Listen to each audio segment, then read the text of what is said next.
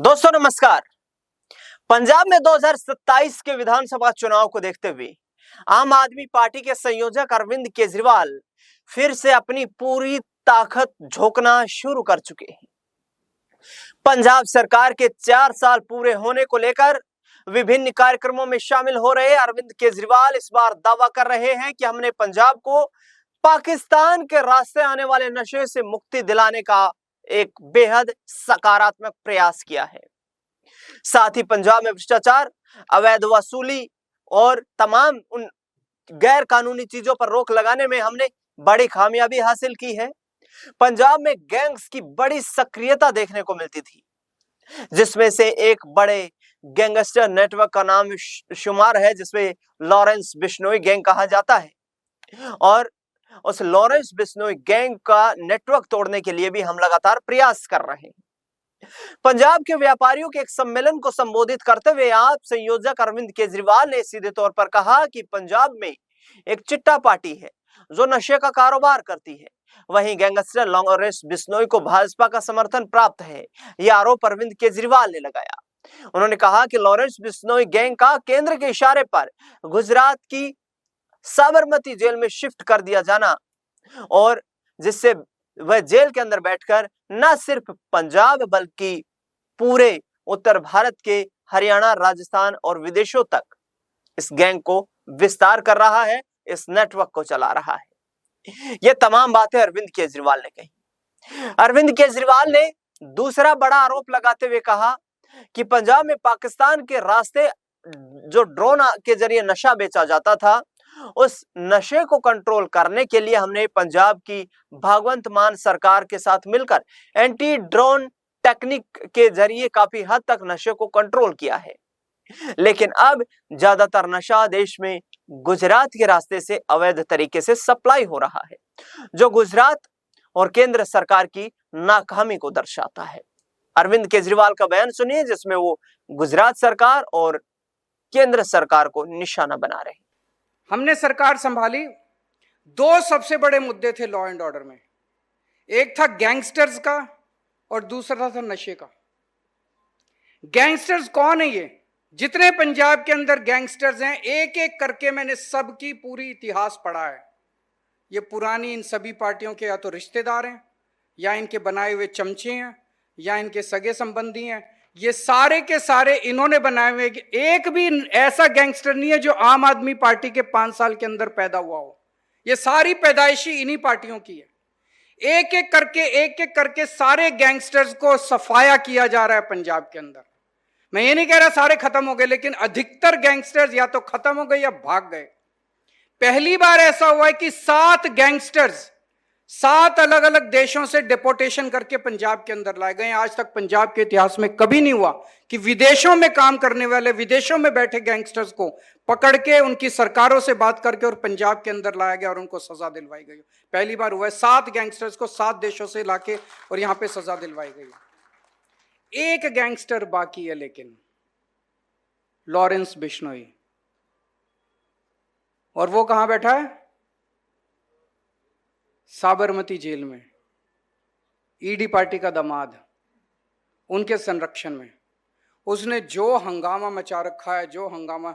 और केंद्र सरकार के गृह मंत्रालय ने, एमएचए ने ऑर्डर पास किया है कि उसको उस जेल से कोई नहीं ले जा सकता।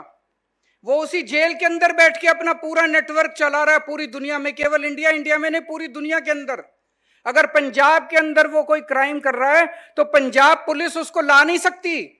उसको पंजाब पुलिस को साबरमती जेल में जाके ही उसकी इन्वेस्टिगेशन करनी पड़ेगी। तो उसको पूरी चारों तरफ से सुरक्षा दी हुई है, उसको सारी सुविधाएं दी हुई है। तो गैंगस्टर राज भी जो पंजाब के अंदर अब जो बचा है, वो ईडी पार्टी की देन है। नशे की बात करते हैं। ये नशा किसने शुरू किया पंजाब के अंदर? जब ईडी पार्टी और चिट्टा पार्टी के गठबंधन की सरकार थी पंजाब के अंदर, तब नशा घर घर के अंदर पहुंचा था। इनके मंत्री अपनी गाड़ियों के अंदर नशा लेके घर घर के अंदर पहुंचा के आते थे। आज पंजाब के अंदर नशेड़ियों के खिलाफ, नशा बेचने वालों के खिलाफ, बड़े बड़े तस्करों के खिलाफ जबरदस्त कार्रवाई चल रही है। उनकी प्रॉपर्टीज के ऊपर बुलडोजर चल रहे हैं। कल से पंजाब पुलिस ने एक नई मुहिम शुरू की है कि जो हवाला डीलर नशे का पैसा बाहर भेजने का काम हवाला से करते हैं, उनके ऊपर कार्रवाई शुरू होगी। बड़े बड़े तस्करों के ऊपर कार्रवाई चल रही है। जब हमने सरकार संभाली थी, 70% नशा पाकिस्तान से आता था ड्रोन से, और 30% नशा गुजरात से आता था। आज जो पाकिस्तान से नशा आता था उसको बंद करा दिया हमने, काफी हद तक बंद हो गया। जो ड्रोन आते थे, हमने एंटी ड्रोन सिस्टम लगाया, पूरे पंजाब बॉर्डर, पंजाब पाकिस्तान बॉर्डर के ऊपर एंटी ड्रोन सिस्टम लगाया है। कोई ड्रोन आता है उसको पहले ही हवा में शूट कर दिया जाता है। अब 70% नशा गुजरात से आता है, 70% चिट्टा गुजरात से आता है।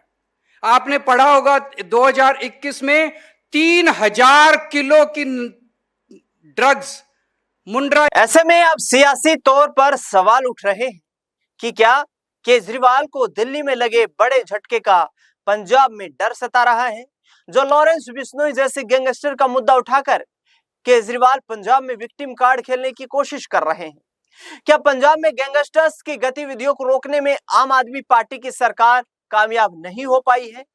क्या पंजाब में जो नशा बिक रहा है, गुजरात का जिक्र करके केजरीवाल अपनी सरकार यानी कि आम आदमी पार्टी की सरकार को डिफेंड करने की कोशिश कर रहे हैं?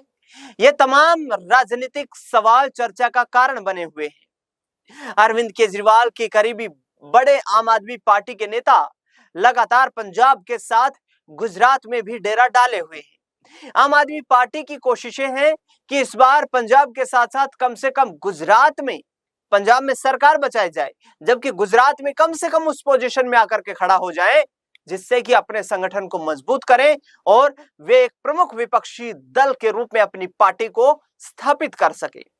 केजरीवाल के इन राजनीतिक प्रयासों को कांग्रेस पार्टी के लिए राजनीतिक विशेषज्ञ एक बड़ा झटका भी मान रहे हैं। यानी कि अरविंद केजरीवाल के जो राजनीतिक प्रयास हैं, उनकी पार्टी की जो राजनीतिक सक्रियता गुजरात में दिखाई दे रही है, लगातार चाहे लोकल बॉडी इलेक्शन हो, तमाम जो कार्यक्रमों में शामिल हो रहे हैं अरविंद केजरीवाल, मनीष सिसोदिया, संजय सिंह, इसके साथ साथ भगवंत मान का भी गुजरात दौरा होता रहता है।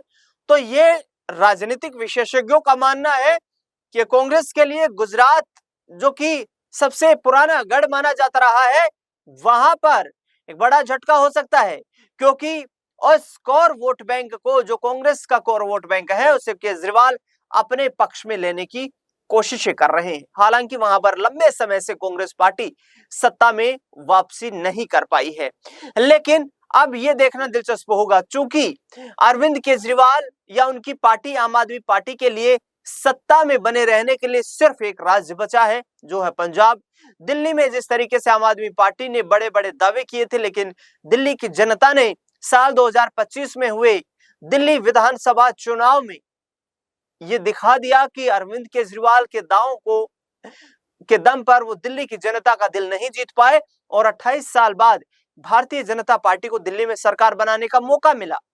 इसी के साथ अब पूरी ताकत झोंक रखी है पंजाब में अरविंद केजरीवाल ने, और स्कूल ऑफ एमिनेंस हो या फिर मुफ्त बिजली देना हो, महिलाओं के लिए 1000 रुपए की आर्थिक सहायता की बात हो, तमाम इन मुद्दों को लेकर, किसानों की एमएसपी पर फसल खरीद की मांग हुई, इन तमाम मुद्दों को लेकर के अरविंद केजरीवाल ये दर्शाने का प्रयास कर रहे हैं कि उनकी पार्टी की सरकार पंजाब में लगातार काम कर रही है, और जिसके आधार पर वो फिर से एक बार सरकार बनाएंगे।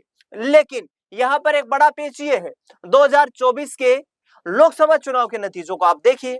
लोकसभा चुनाव में पंजाब की 13 सीटों में से 7 सीटों पर कांग्रेस ने जीत दर्ज कर ली, और 6 सीटों पर वहां हार हासिल हुई, जहां भटिंडा सीट को छोड़ दिया जाए, जो कि बादल परिवार की पारंपरिक सीट रही है, जो बादल परिवार का भटिंडा मजबूत गढ़ रहा है,